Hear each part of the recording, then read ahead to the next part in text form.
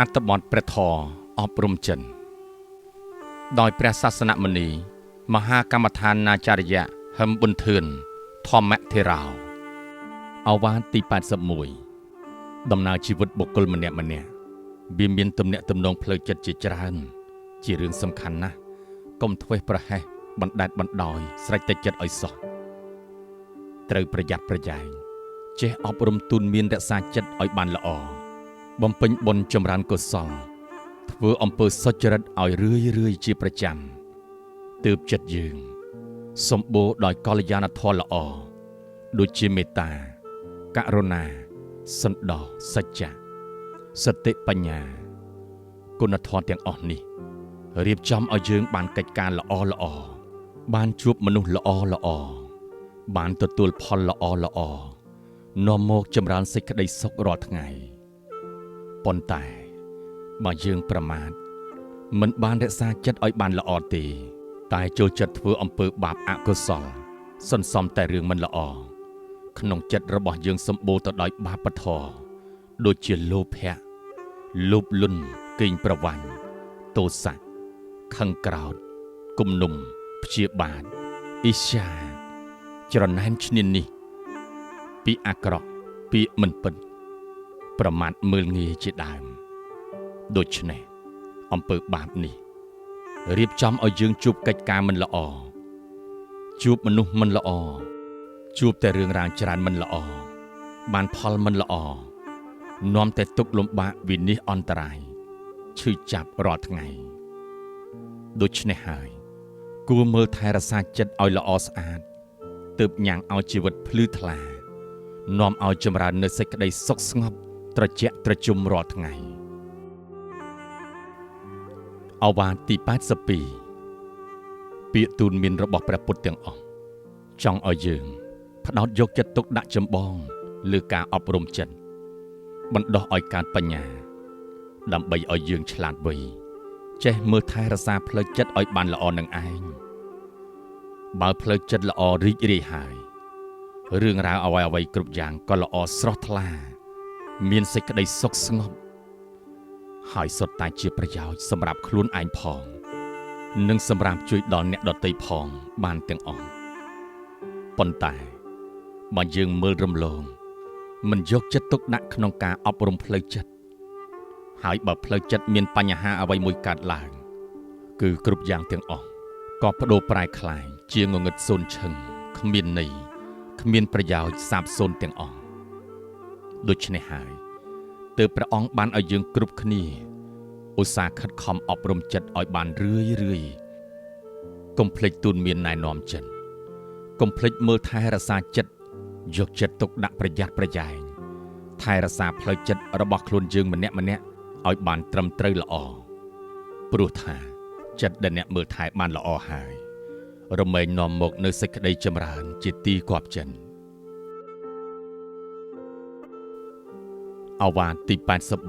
83សូមឲ្យពុទ្ធបរិស័ទអ្នកកាន់ពុទ្ធសាសនាភិក្ខុសាមណេរឧបាសកឧបាសិកាទាំងអស់កុំភ្លេចខ្លួនថាបានជាសាវករបស់ព្រះអង្គហើយត្រូវឈប់ធ្វើបាបត្រូវតែខិតខំបំពេញបុណ្យឲ្យរឿយពិសេសសិក្សាប្រតិបត្តិអប់រំកាយចិត្តឲ្យស្អាតបរិសុទ្ធកុំនាំគ្នាភ្លេចខ្លួនវង្វេងស្មារតីក្រែងផ្លត់ធ្លាក់ចូលអកុសលក្នុងមិច្ឆាជីវៈចិញ្ចឹមជីវិតខុសប្រព្រឹត្តក្នុងបាបធម៌នាំឲ្យកើតពីទុក្ខភ័យខ្លាចក្តៅក្រហាយ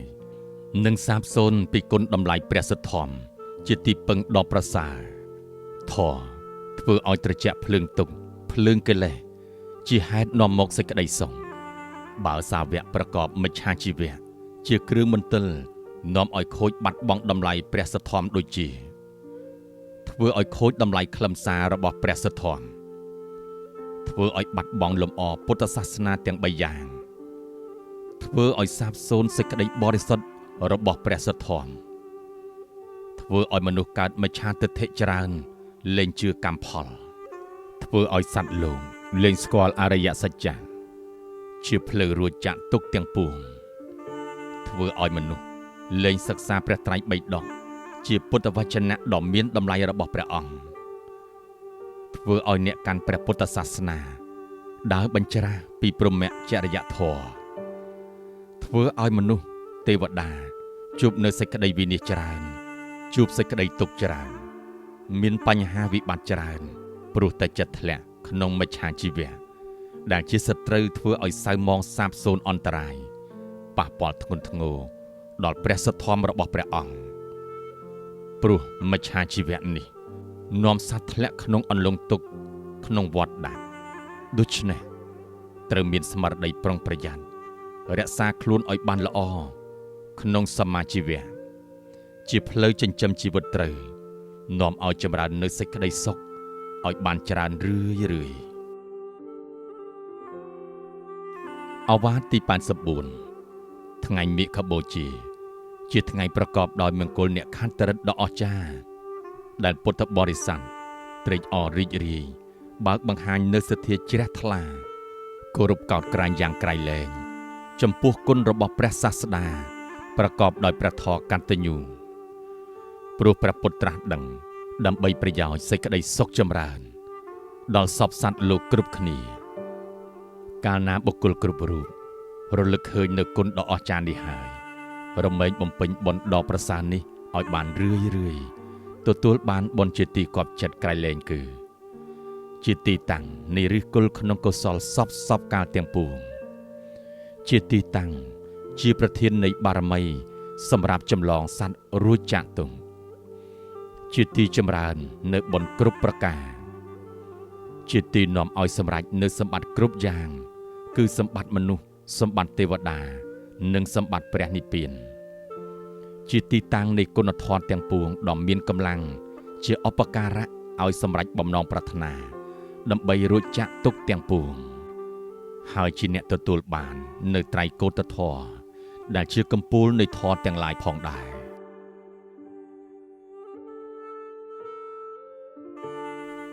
អវានទី85ព្រះពុទ្ធគ្រប់អង្គមានគុណដ៏ក្រៃលែងបើអ្នកទាំងឡាយពិចារណាឃើញគុណនេះហើយអ្នកទាំងឡាយចូលចម្រើននៅពុទ្ធានុសតិដែលជាគុណដ៏ប្រសើរខ្ពង់ខ្ពស់ជាងអនុសតិដទៃលុះបានចម្រើននៅគុណព្រះពុទ្ធនឹងបានញ៉ាំងឲ្យចិត្តពេញដោយកុសលគឺនឹងបានសម្រេចតាមបំណងផ្លូវចិត្តហើយរមែងត្រេកអររីករាយនៅពាក្យទូនមានជ្រះថ្លាក្នុងការឲ្យទានមានសេចក្តីគោរពចេះថ្នមកាយថ្នមវាចានិងថ្នមចិត្តតាំងនៅក្នុងមហាកុសលសង្រួមប្រពៃក្នុងសិលមានចិត្តបញ្ជូនជាប់ជានិច្ចនៅមេត្តានិងសេចក្តីសន្តោសប្រកបដោយបញ្ញាឆ្លៀសវៃដឹកនាំជើងឲ្យទៅកាន់ទីគោលដៅមួយក្នុងគុណធម៌ខ្ពង់ខ្ពស់ក្នុងផ្លូវសច្ចធម៌ដ៏ប្រសើរដែលជាទីបញ្ចប់រឿងរ៉ាវបញ្ហាដ៏ស្មុគស្មាញពោរពេញដោយសេចក្តីទុក្ខគ្រប់យ៉ាងអវាទទី86បុគ្គលដែលបានជួបព្រះពុទ្ធសាសនាហើយមិនមាននិស្ស័យសម្រេចគុណធម៌ព្រោះហេតុយ៉ាងនេះគឺមិនបានសេពគប់ពួកសប្បុរសជាបណ្ឌិតមានចិត្តស្ងប់មិនបានសិក្សាមិនបានស្ដាប់មិនបានត្រួតត្រងមិនបានត្រេះរិះពិចារណាខ្វល់ខ្វាយយកចិត្តទុកដាក់នៅព្រះធម៌វិន័យពាក្យទូនមានរបស់ព្រះអង្គមិនយល់ព្រះធម៌ទៅតាមសភាវៈពិតដោយឧបាយប្រាជ្ញាប្រកបដោយហេតុផលជាក់ច្បាស់ពិតប្រាកដមិនបានយកទៅប្រតិបត្តិឲ្យពលត្រូវមានបទពិសោធន៍ទៅតាមសភាវៈធម៌ក្នុងបរមត្ថសច្ចៈដែលគួរដឹងគួរឃើញដោយខ្លួនឯងតាមទ្វារវិថីចិត្តដែលប្រព្រឹត្តទៅកើតរលត់តាមធាតុធម្មជាតិបើមិនបានប្រកបដោយអង្គទាំង4នេះហើយនិស្ស័យរបស់យើងមិនមានឫសគល់ក្នុងព្រះសទ្ធម្មជាធម៌ធ្វើឲ្យរងាប់បង់ភ្លើងទុក្ខភ្លើងកិលេសដូច្នេះហើយវិបស្សនាញាណមិនកើតមិនអាចធ្វើឲ្យជាក់ច្បាស់ក្នុងអរិយសច្ចៈបានទេម្ល៉េះហើយទោះបីព្រះអង្គសម្ដែងប្រធមច្រើនយ៉ាងណាក៏មិនអាចប្រោសពួកសត្វឲ្យបានសម្រេចមគ្គផលបានដែរដូចភ្លៀងធ្លាក់ពីពេញមេឃច្រើនយ៉ាងណាក៏គ្មានប្រយោជន៍ញ៉ាំងស្មៅដែលគេកាត់ដាច់ចេញពីគល់ហើយ ឲ្យដុះវិញបានឡើយអវាទទី87មនុស្សម្នាក់កាលបើយើងចេះផ្ដល់ទឹកចិត្តមេត្តានិងសេចក្តីសន្តោសប្រកបដោយសុចរិតភាពឲ្យបានប្រចាំរាល់ថ្ងៃឈ្មោះថាបានផ្ដល់អភ័យដល់អ្នកដទៃដ៏អស្ចារ្យហើយទទួលផលមកវិញជាទីពេញចិត្តគឺសេចក្តីសុខត្រជាក់ស្ងប់រីករាយនាំមកនូវសិរីមង្គលកើតឡើងជាប្រចាំរាល់ថ្ងៃព្រោះគុណធម៌មេត្តានិងសេចក្តីសន្តោសនេះជាគ្រឿងឧបករណ៍ដ៏មានសារៈសំខាន់របស់យើងម្នាក់សម្រាប់ទុកសង្គ្រោះបន្ទាន់ក្នុងចិត្តដើម្បីពន្លត់ភ្លើងអគ្គិភ័យដែលឆាបឆេះរាល់ថ្ងៃនៅក្នុងសន្តានចិត្តយើងពោលគឺអកុសលមានលោភៈទោសៈមោហៈទិដ្ឋិមានអ្នកជាដើមដែលកើតមានឡើងជាប្រចាំបើខ្វះគុណធម៌នេះហើយធ្វើឲ្យយើងក្តៅក្រហាយឆេះឆាបរាល់ថ្ងៃគ្មានថ្ងៃត្រជាក់ឡើយអវាទទី88បុគ្គលណាប្រាថ្នាចម្រើនសមាធិក្នុងអានាបានសតិឲ្យឆាប់បានសម្រេចគុណធម៌ត្រូវប្រកបធម៌5យ៉ាងនេះឲ្យបានខ្ជាប់ខ្ជួនរមែងងាយទូនមានចិត្តឲ្យស្ងប់កាយស្ងប់ចិត្តទទួលសេចក្តីសុខផ្លូវកាយផ្លូវចិត្តនិងសុភមង្គលក្នុងគ្រួសារសពកាលជានិច្ចធម៌5ប្រការនេះគឺ 1. ជាអ្នកខ្វល់ខ្វាយទិញការងារមិនច្របូកច្របល់ប្រកបមុខរបរចិញ្ចឹមជីវិតក្នុងសុចរិតចេះស្គាល់ប្រមាណមានទ្រព្យចេះឲ្យទានប្រកបមេត្តាដល់ខ្លួនឯងនិងអ្នកដទៃ 2. ជាអ្នកបរិភោគតិចស្គាល់ប្រមាណមិនល្មមបរិភោគច្រើនពេកឃ្លានគិតតែពីចង់ត្រូវបរិភោគដើម្បីសុខភាពល្អ 3. ជាអ្នកមានសតិស្មារតីភ្ញាក់រលឹកជាប់ជានិច្ចជាអ្នកដេកតិចមិនសូវដើរលេងលេះលោះឥតប្រយោជន៍ច្រើន 4. ជាអ្នកយល់ធម៌ទៅតាមហេតុផលមានវិចារល្អ